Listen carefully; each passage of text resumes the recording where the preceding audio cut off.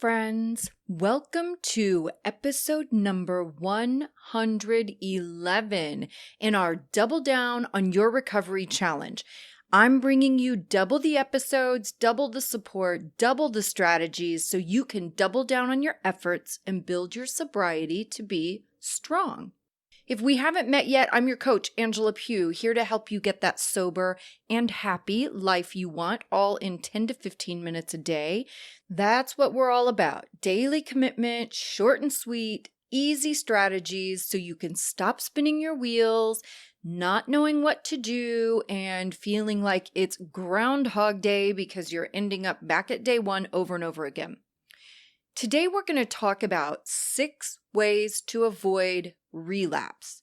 And these are going to be real, tangible action steps. You know, I'm not going to sugarcoat it, no BS here. I'm going to break this down as easy as humanly possible so you know exactly what to do. I'm taking the guesswork out of it. Also, for those of you that have been with me a while, I think you have probably figured out that my brain works a little bit differently. So usually a lot of the things that I talk about, like how life coaching and recovery makes sense to me, is a little bit different. So I don't talk much about a lot of the things that you find if you Google this stuff. I tend to have just a little bit different perspective on things. And this episode is going to be very much the same. So I want to, before we go down the rabbit hole, I want to say a couple of quick things. There has been some confusion about the Inner Circle membership site, and I probably owe you guys a bit of an amends, honestly, because I don't want to be selling products to you all the time, and I think trying to be mindful of not being salesy, what happens is I don't give you enough information, so you don't know what's going on or what is available to you. So I'm going to break this down really simple. Here's the breakdown. I only offer 3 products. Very simple. You can buy individual coaching with me, you can buy my online course, or you can join the membership site. That's all. And as I map out like what products I want to offer, I try to be very mindful to provide options for people at every price point. The membership site is only $25 a month. That's it. It's $6.25 a week. Please do not tell me you can't afford $6 a week, because I guarantee you are spending way more than that on booze and cigarettes and cable TV, okay? If you want to prioritize booze and cigarettes and cable TV over your recovery, that's your business. But please don't tell me you can't afford it. Stop buying wine and you'll be able to afford lots of things.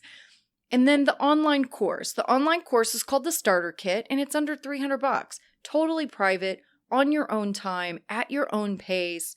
It's completely online. You log in. There are video modules that walk you through it. You don't even have to get dressed for this thing. I think it's $249 is all it is. And coaching is a little more expensive because I've invested more than a decade of my life and $100,000 in my training and education and experience. I'm very good at what I do, and my time is limited. So spending personal, individual time with people, working through struggles and overcoming barriers and talking and texting. I mean, we text a lot. That level of commitment for me is reserved for the people who are also committed and ready to get their hands dirty and show up and do the work with me. Those are the only options. Someone wrote a comment in the Facebook group a couple weeks ago that they thought the Inner Circle membership was $2,000 to join. The membership is not $2,000, my friends. It is $25. That's it. You get 2 recovery meetings a week. And here's a big announcement, actually. I may as well go ahead and just tell you now. I'm actually getting ready to add a 3rd meeting each week. So you'll have 3 opportunities a week to be in a fun and supportive recovery conversation. You get a constant flow of motivation and support in the Inner Circle. We have private chat where we all support one another throughout the day. There's a monthly mantra, a monthly piece about 12 steps, video guests talking about recovery. All of my Facebook Live videos will be posted in there. It's a lot, and it's only $25 a month. Not $2,000, but $25 whole dollars. Okay. I just wanted to clear all that up because I don't want you guys to be confused. And what I've realized is by me shying away from talking about my products, all I'm doing is creating more confusion. And I have to get over that. And I know many of you are not ready to spend money and buy programs, and I get that. But there are just as many of you who are totally ready to make a commitment and invest in yourself. And I'm failing you because I'm not giving you the information. And I apologize. I will be better about that. I know too, many of you look at different programs and you think about it for a long time before you actually make a commitment. And it's even more important that I give you clarity in that time. So you can also schedule a free consultation with me if you have questions. Like, I'm happy to clarify anything that you're curious about if you're thinking about working with me. And I can get you started right on that consultation myself. I can get you started right there. So you can join the membership, buy the online course, or buy coaching with me. That's all I got. And it's all at www.myrecoverytoolbox.com. Of course, I will link that in the show notes because I want you to have all the resources. www.myrecoverytoolbox.com. And of course, for all the freebie hunters, I give you podcasts and checklists and cheat sheets and blogs and articles and live videos, all free. There's a ton of free content. All right, are we ready to dive down the relapse rabbit hole? I want to get into this for real because I don't want you to feel like you're out of control in this part of things. I want you to feel empowered and know that you have the ability to make choices that will directly and immediately impact your life and get you where you want to be. You know you're out of control when you're drinking, right? Alcohol's definitely in control in that time. But when you have a period of sobriety, you've detoxed and you've gone through the initial withdrawal process, at that point, you have regained some control. And first, let me be clear for anyone who is really new to this, alcohol withdrawal is very dangerous. It's one of the only withdrawal processes you can die from, so be aware that it is best to do this with medical supervision. And withdrawal is what we consider the first several days without a drink, right? You wake up Saturday morning, hungover, feeling like death. You've decided you had enough. You can't live like this anymore. You're not having another drink. And as your liver processes and filters the alcohol out of your body and you don't drink more, you're going to start going into withdrawal. And this is a different experience for everyone for a million different reasons. Every single one of us has different body chemistry. We react to things differently. We have different sensitivities and genetic and hereditary things. And also what our drinking habits were. Some people may only drink 4 glasses of wine 3 days a week. I drank 30 drinks a day, but I never drank in the morning or in the middle of the night. And some people actually wake up in the middle of the night and have to have a drink because they're going into withdrawal. This is funny. This is a crazy experience. I used to have this too. Have you ever wondered why you wake up early, like after a night of drinking? You think you would be so hungover that you would just sleep through the day. And sometimes that's the case, right? I definitely had plenty of those days. But sometimes you wake up really early and you're like, what the F? Like, why am I up so early after the night I just had? Well, you're up early because your brain is going through withdrawal and it gets irritated, so it wakes you up to signal it's time for another drink. This is where that saying, hair of the dog, comes from. Because a hangover is just withdrawal, by the way. That's all it is. And the only thing that can make withdrawal go away is another drink, hence hair of the dog. So the first 7 to 10 days is withdrawal, or acute withdrawal, which means immediate. Acute means immediate. Most material and stuff that you read will say 5 to 7 days. I say a full 10 because there are some tricky things happening on your insides, some biology taking place, and there's a little danger zone around days 4 to 7. And even after that, you're typically still really foggy and tired and have zero motivation.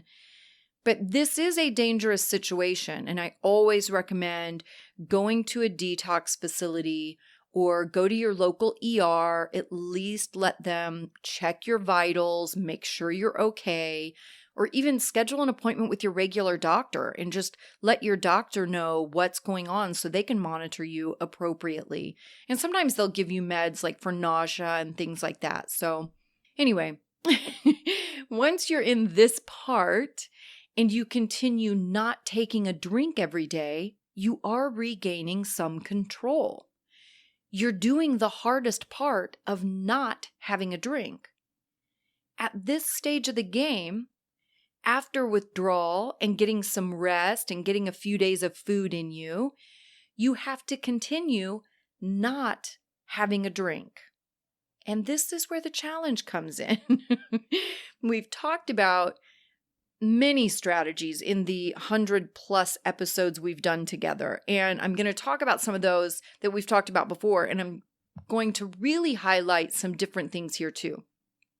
Because I think we need to talk strategy in an even earlier stage of the game, those first few weeks. Or this is good too if you feel like your recovery game is slipping a little bit, right? You want to get recommitted. If you're in that place where you can see you're starting to fall off on some of your rituals and it's not good, but you aren't necessarily doing anything to fix it either, this is a great time to sit back, let all this soak in, and light a little fire under your little buns, okay?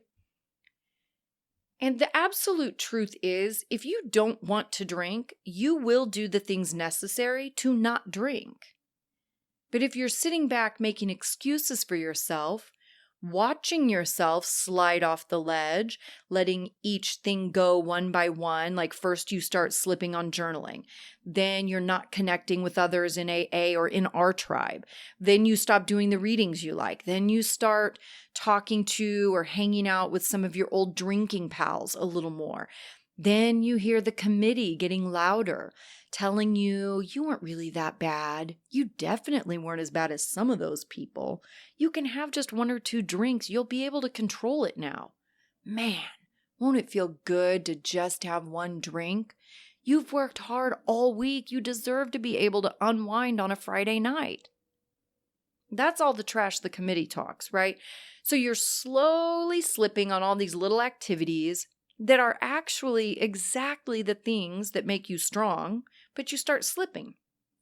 Then you hear the committee getting louder and louder, and you make the choice to not tell anyone that the committee is getting louder and louder. You keep it to yourself. This is a big relapse choice. Feeding your addiction because the committee is effing with you, but you don't tell anyone because you don't want to be accountable to anyone. That's the very moment you should know you're going to drink again. Because if you don't want to drink for real, you'll reach out to someone immediately and say, holy shit, dude, the committee is coming on strong. I don't know what's going on, but it's chattering away, right? If you don't create accountability for yourself and protect yourself, the choice you are making is to protect your option to drink, period. And the very moment you protect your option to drink, it's just a matter of time before a drink's in your hand. This is the stuff we talked about in the episode, Is Relapse a Choice? The choice is in all the little tiny decisions you make leading up to having a drink in your hand. Letting your healthy routines slide, not creating accountability for yourself, not connecting with people, isolating. These are the conscious choices you're making before drinking that are leading you straight to the drink, feeding your addiction rather than feeding your recovery. So let's start at ground zero. You're either super early in recovery or your recovery needs a little kick in the buns. Okay, let's do this. Number 1, what's your vision? You've heard me talking about this a lot recently. What's your vision? What do you really want? Get specific. Have milestones not only to achieve, but to celebrate. And it has to excite you. You aren't going to do anything or follow through on any action if you aren't excited about the change and excited about the possibilities. Who do you want to be? What do you want to do? What do you want to experience? What do you want to contribute? What do you really desire most? And what is the map that will get you there? We'll get into that in a minute. If you don't know what your vision is, then I want you to spend a few minutes daydreaming. Daydream of the possibilities of what your life could look like and the person you could be. Don't get caught up with the committee telling you can't do it, right? You can't travel because you can't afford it. Don't even let any of those thoughts creep in. Just daydream. What will your life look like if you had everything you want and you were the person you dream of being? What does that look like? Who is that person? That's your vision. Write those things down. Don't just listen to this episode and think about it and don't take action. Do it. Take action. Write these things down. Your action will equal your results. Not hope. Hope doesn't change anything. You can hope all you want. There is no magic that will bring you what you hope for. Taking action will get you what you hope for. And for those of you in the Inner Circle membership, I'm going to post a video that's a guided visualization that will really help you with that daydreaming piece, right? And imagine the possibilities. You can find that in your member portal. Let's make this a little easier with the next one. This will help you with your vision and your action. Reasons. You need reasons to follow through, and they have to be strong reasons. Remember our procrastination episode?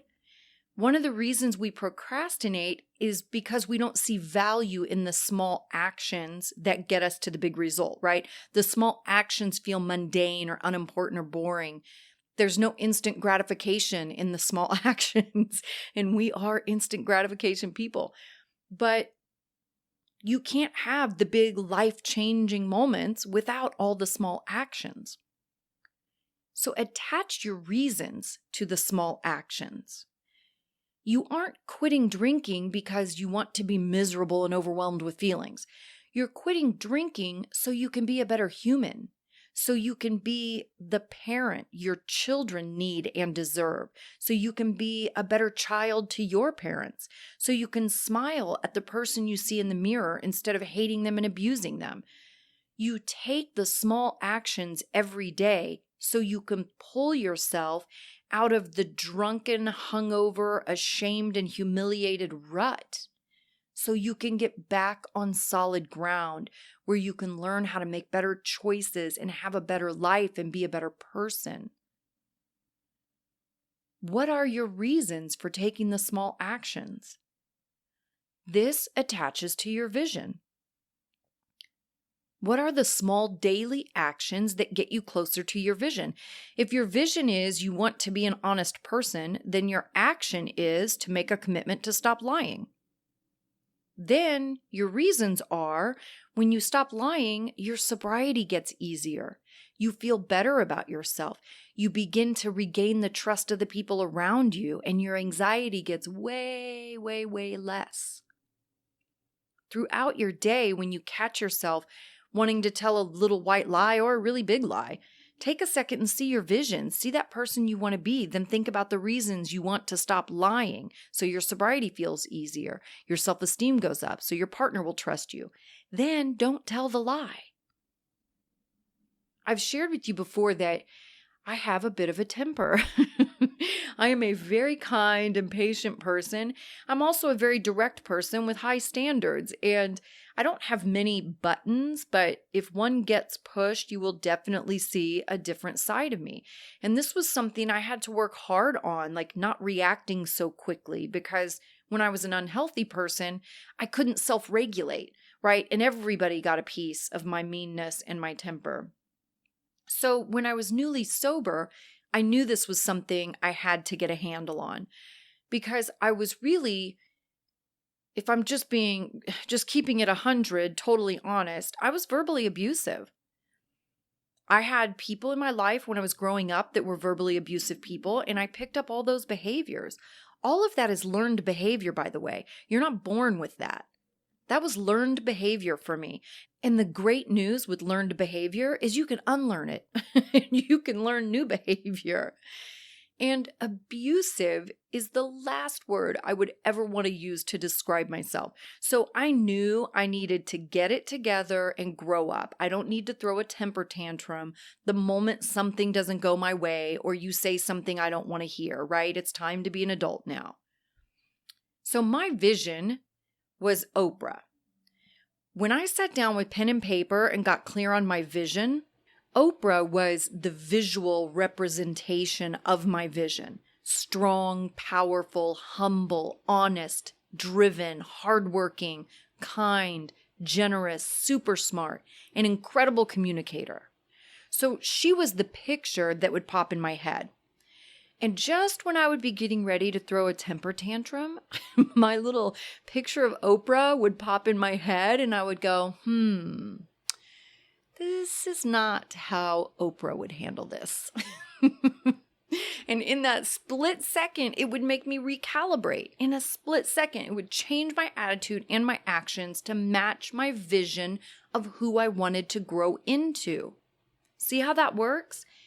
This is what I practiced on a daily basis to build my patience, to get my temper in check, to be a kinder and more patient person.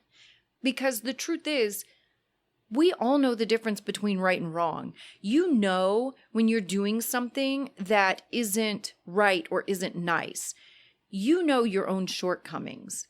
You have those moments when you think, oh man, I did it again. I wish I didn't do that. Or I wish I wouldn't have said that. I totally overreacted again. You know these things about yourself.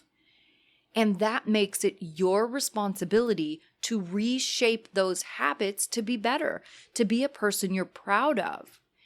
And this leads me right into the next one. Have an action plan.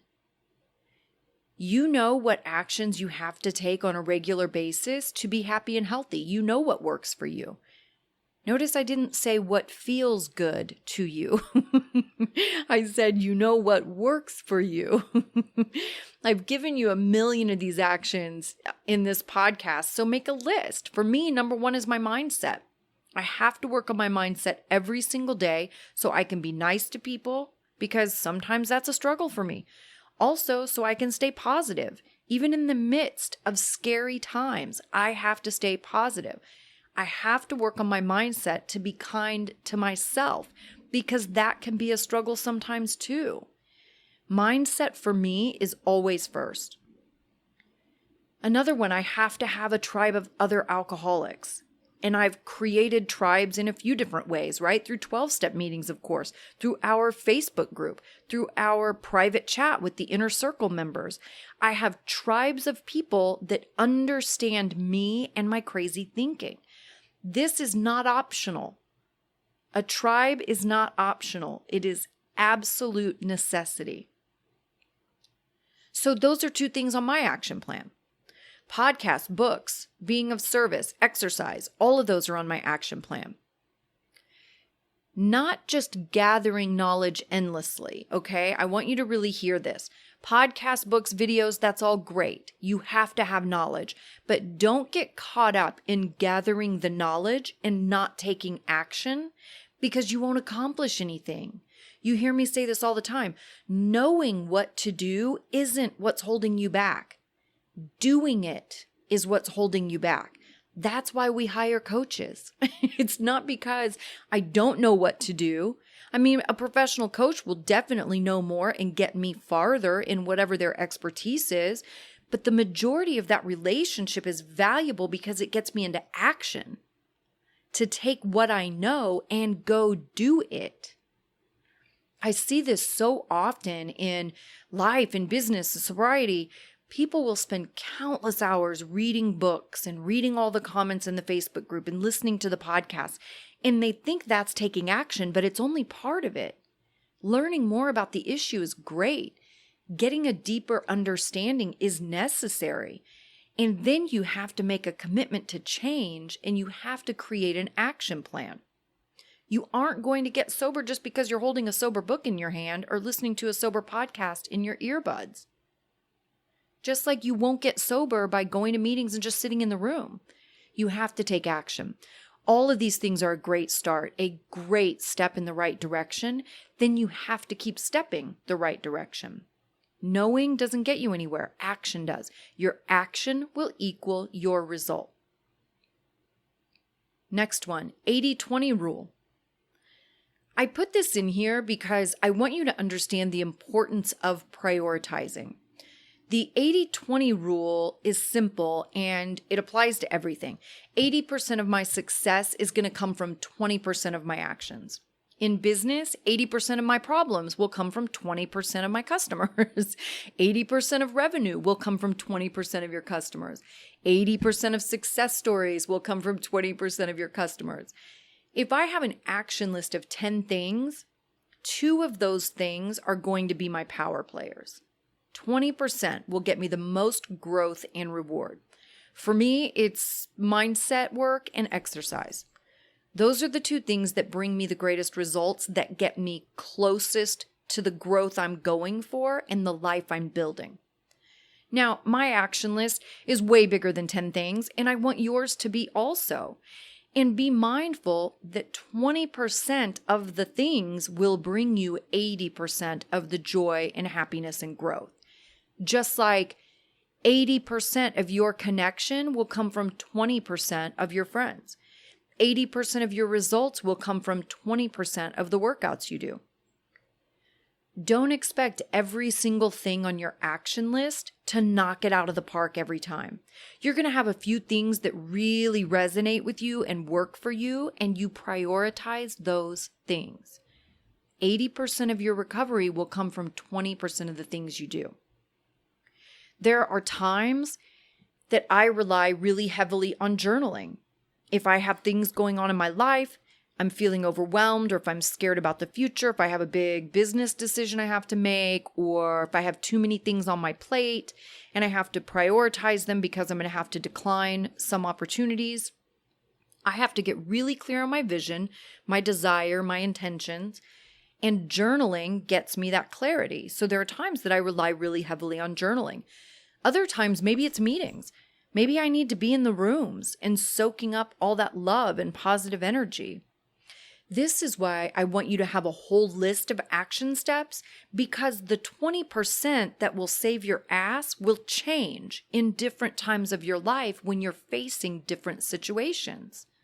When my anxiety gets high, I exercise more because exercise is proven to be more effective than anti-anxiety meds or probably anything else. So I exercise.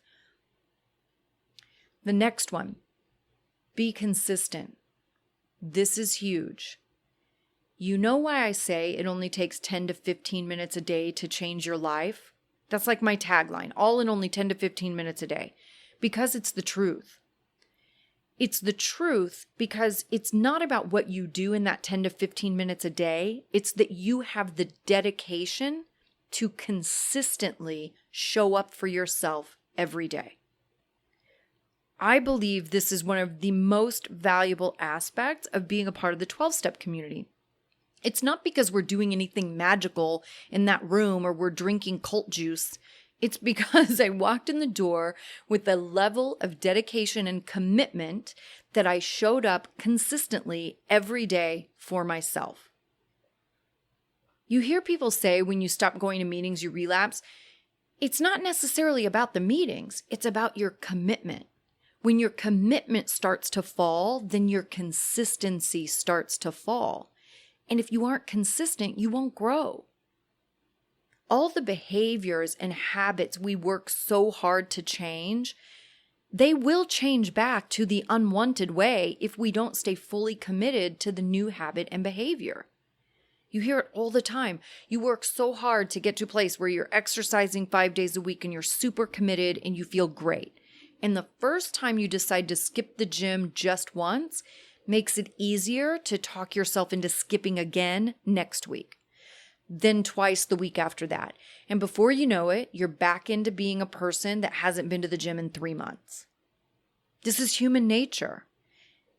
The same theory applies when the committee tells you you can have just one drink. You know better. And if you allow yourself to give in and have just one, then it's easier to allow yourself to have another, and then 3 or 4, and then you find yourself right back where you started. So it's not necessarily about the meetings or AA, it's more about your commitment to your sobriety. Making the decision to go to a meeting, planning it in your day, making it a priority, driving there and sitting for an hour, that's your commitment to your sobriety. That's how you tell the committee this is important and this is what we are focused on right now, recovery. It's the same thing with our online meetings, right? I can see the people that sign up and don't show up, right? That has nothing to do with my meeting or my way of doing things, right? It has nothing to do with me. That's that person's level of commitment and consistency, and they just haven't gotten there yet.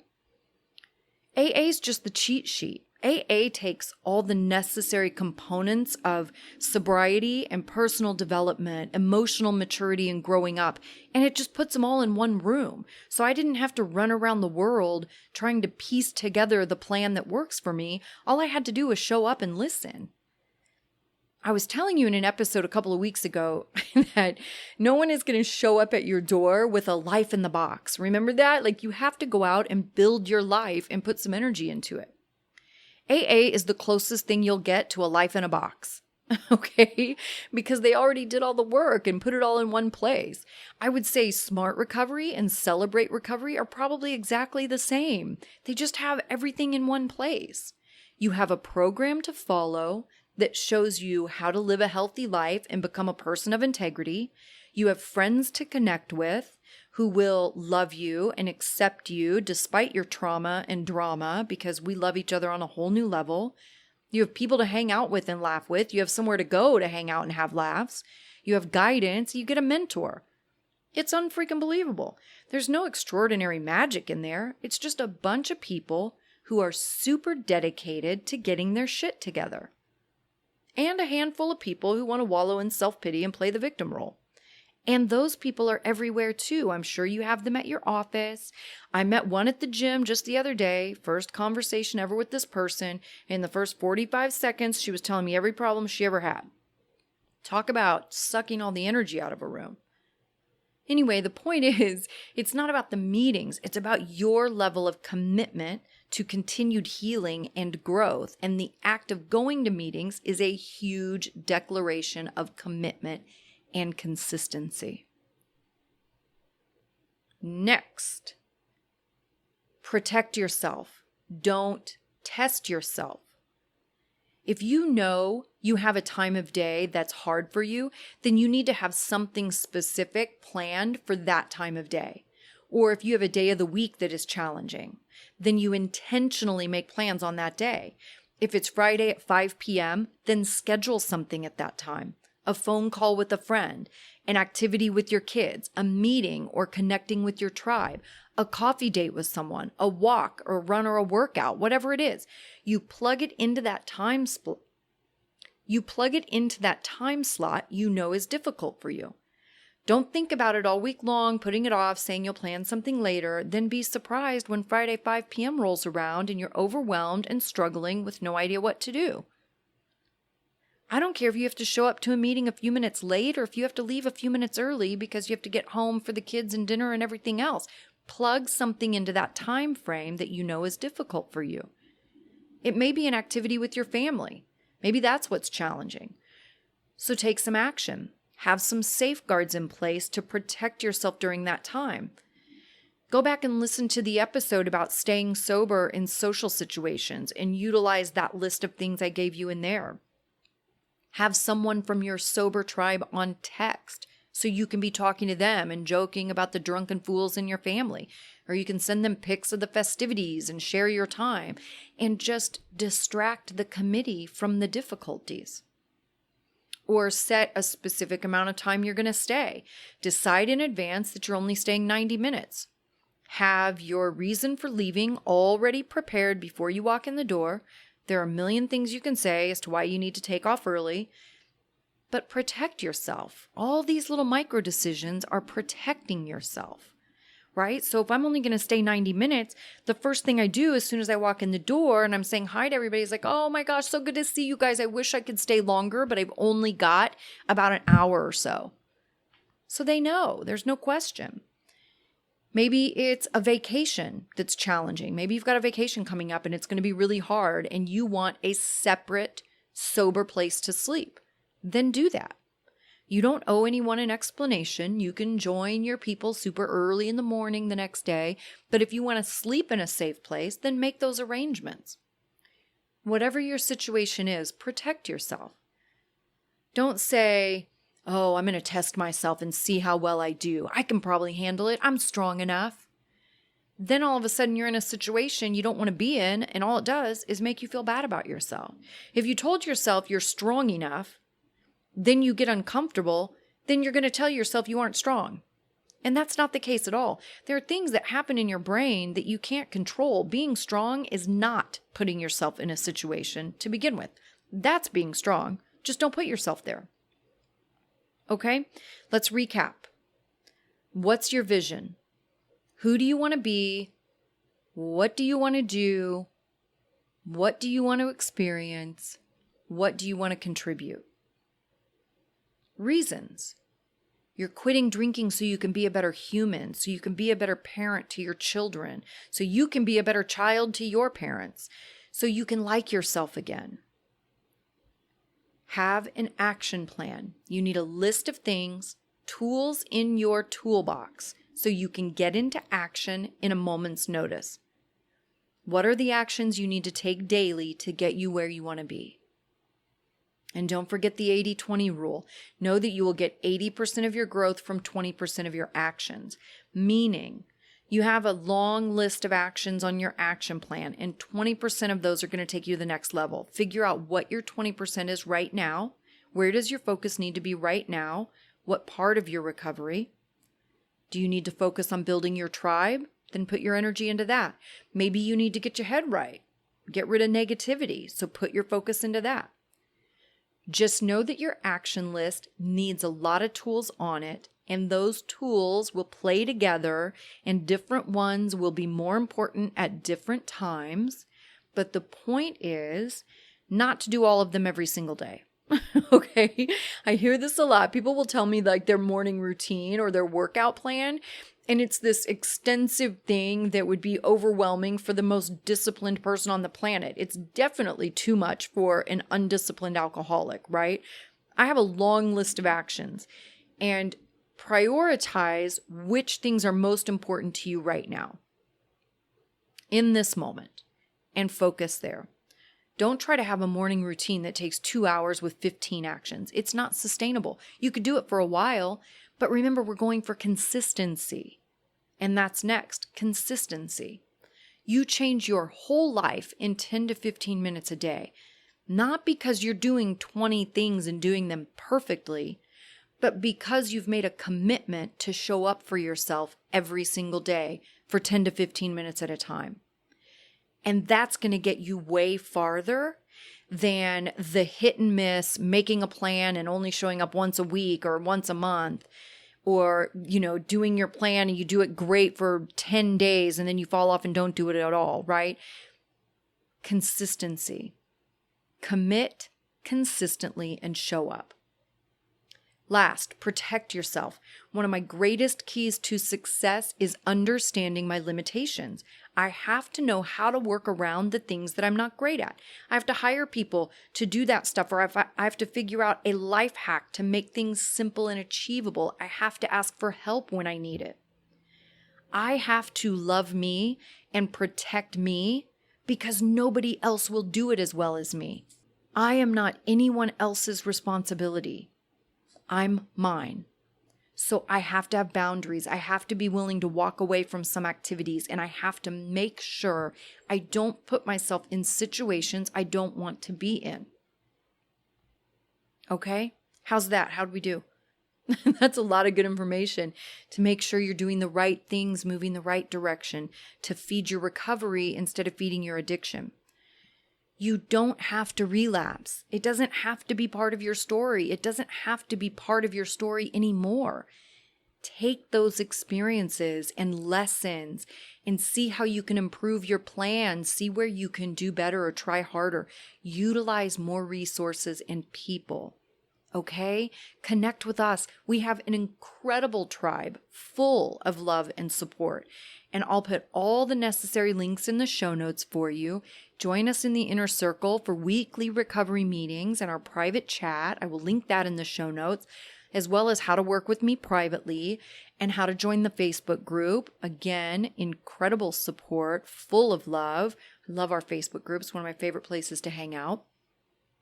I hope you guys are having a fantastic day. I hope you loved this bonus episode. We're going to keep it rocking, double down on your recovery. I'm going to keep rolling with the double episodes and double the support and double the tools. And you keep rolling with double the actions, okay? Have a fantastic day, you guys. I'll see you next week.